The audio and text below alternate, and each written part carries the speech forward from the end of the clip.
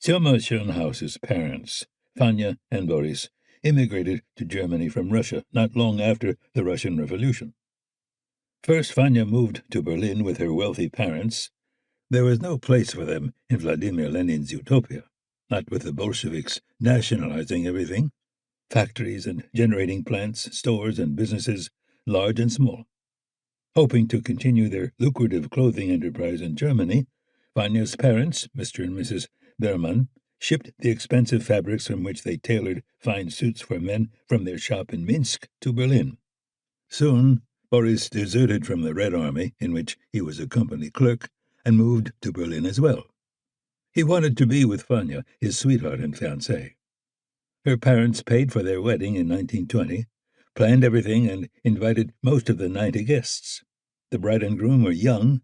Boris was 22, 19 months older than Fanya.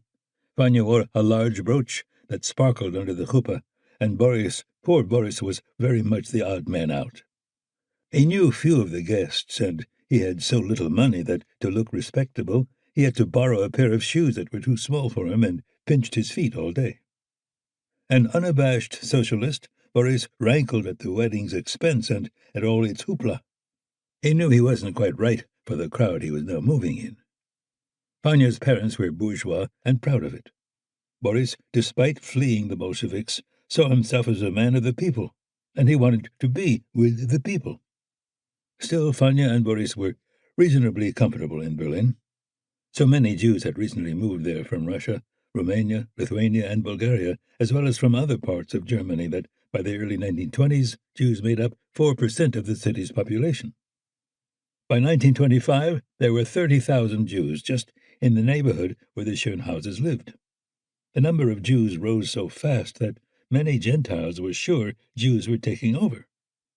They certainly weren't, but Cioma's parents had reason to hope Berliners would be friendlier to Jews than Gentiles in Russia had been.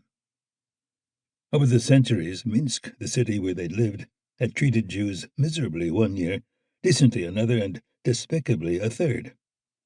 It is all very confusing. In 1495, Jews were kicked out of Minsk.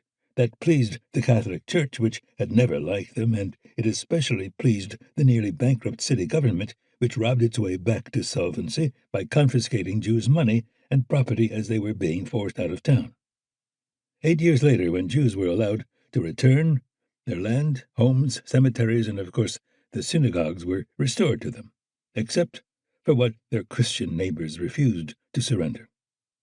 Soon the old animosities were relit.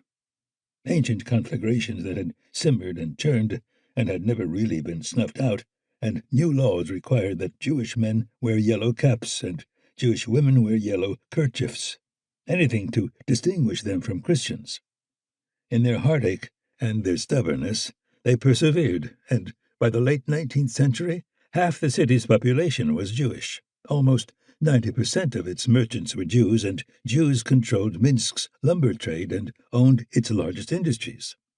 Yiddish culture thrived, Jewish religion flowered. Then came the Russian Revolution, and the Bolsheviks closed all the synagogues and religious schools, turned the Jews' cemetery into grazing grounds for goats, limited Jews' access to food and housing, and disenfranchised 40% of them.